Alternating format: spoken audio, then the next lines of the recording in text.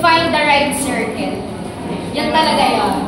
Kasi, pag kayo ay nag-college, lagi niyong tatandaan, the people you will meet will either break you or make you. Yun lang yun. It's either makakatulong siya para mas maging maayos ang personality mo or magiging reason siya para masira ka sa person, no? So, mga girls, tayo ay hindi tayo mahina. We know that. Pero, tayo ay mabilis. Mauto. That's true. Hindi naman siguro mauto, pero mabilis kasi tayong magiging mga potential friends.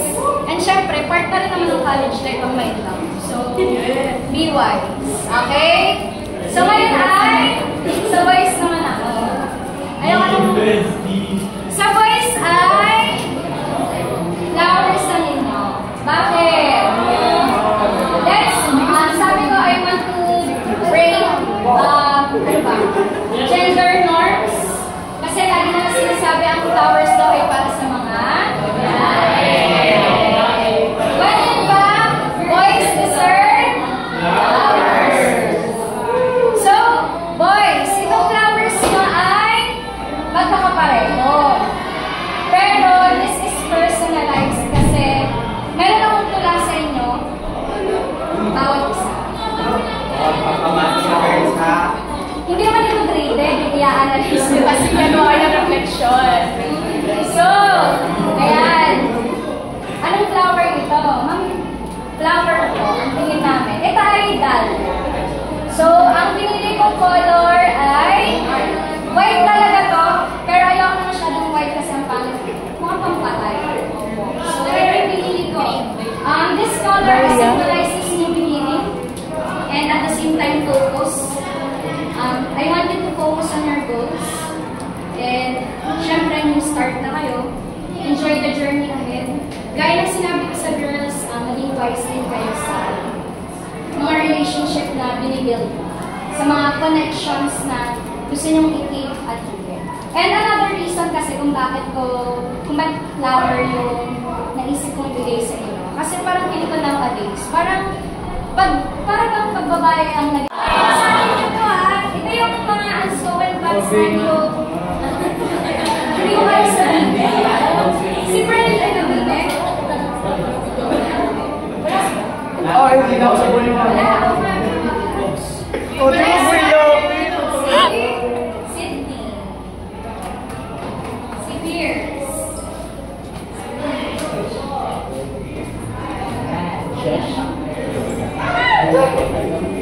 Next ay si Gio. Ito ay teacher.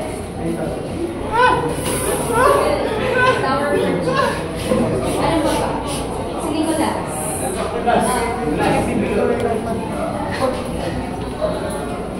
Next ay Clear Raven.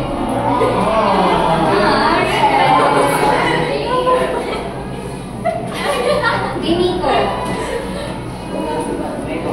Ang galing na nga.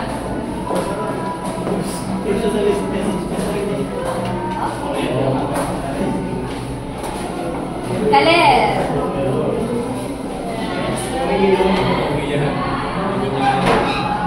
Ito ay kay Adley. Kay Cyrus at saka kay Carlo.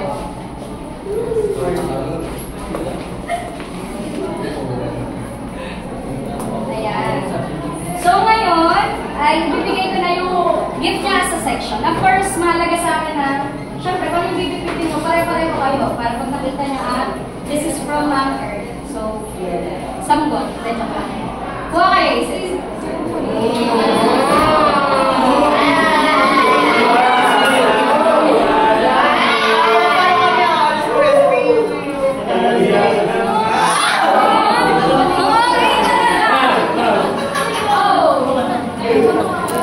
Boys and girls, pakapicture sa inyo. Picture tayo sa section. Hindi mag-focus.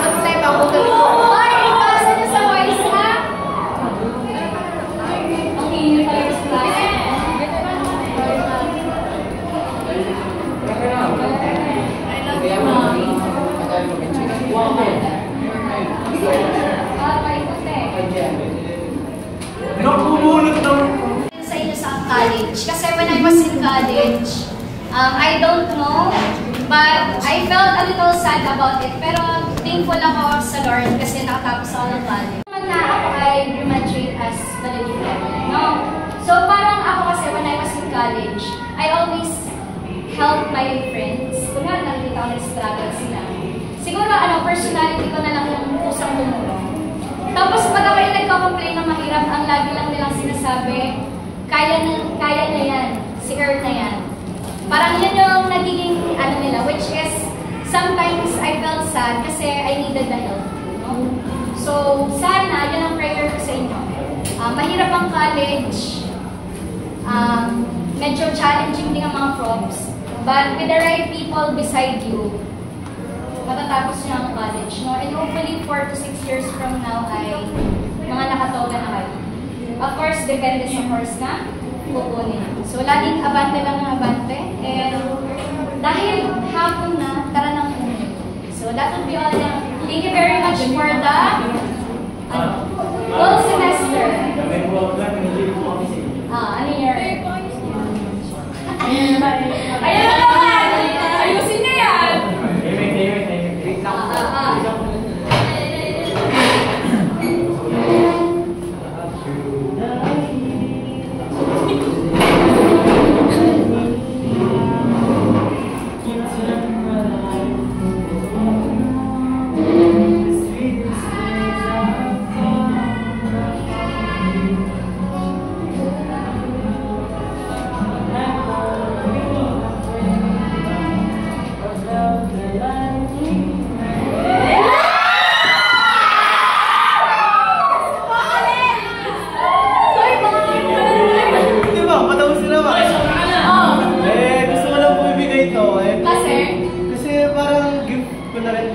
Hindi lang po sila, ako lang po talaga may gift.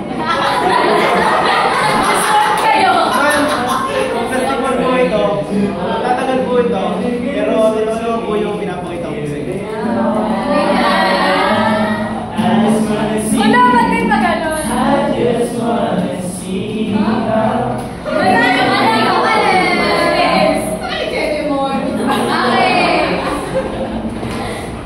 how was your year? Okay naman? Huwag kayo masyado malungkot. Magkikita-kita pa kayo ng practice. Tara naman! Sa boys muna ako mag-publish. Boys muna. Let's go! Ba't ang lambot ni Galit? Okay, magandang background sana. Sa more? Ako po ma. Hi guys, like mo sa ako ay mahal na mahal ko pa yun. Magpunta tayo sa sa stop mo. Lalabas ko kayo Cute mo. Miss you, Daddy girl. Hi guys! Oh my God, hi! Hi ako ni Daddy, di ba? Dali! Ay. Hindi ka ha? 1, 2. Galing kayo sa akin? Mom! Para ano mo, tawag doon, papang computer, ano mo.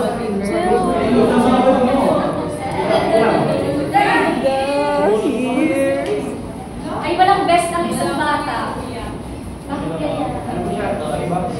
Lang po kasi Nakikiba na naman. Ay, naka-video ko lang.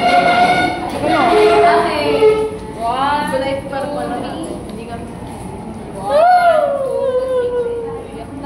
Iyak na kalin. sa pabilo. Isa pa. Okay. 1, 2, 3. 1, 2, 3. Okay na. Girls naman.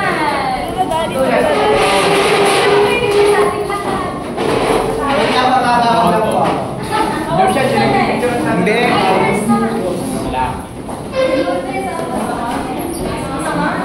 Sa TV. Si Jom yung tatalon. Yes. Paano pa hawak?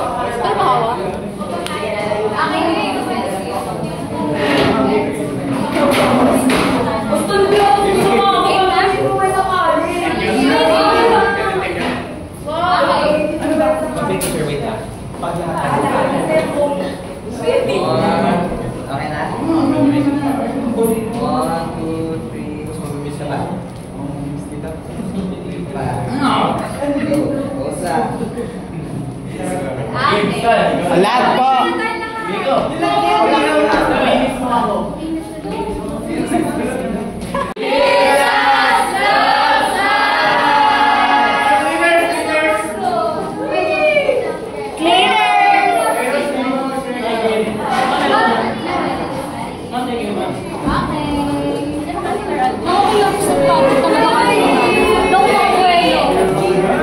Ano po masasabi niyo since pagturo na po kayo ngayon, which is yung dream niyo po?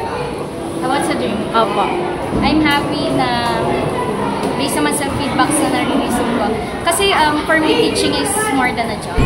Feeling ko yung fulfillment tsaka yung fulfillment na nakikita ko is nandoon na pupunan siya, no? Especially pag nakikita ko masaya yung mga students ko. Actually, that's the goal naman. Yung natututo sila, but most importantly, masaya sila kapag nasa class.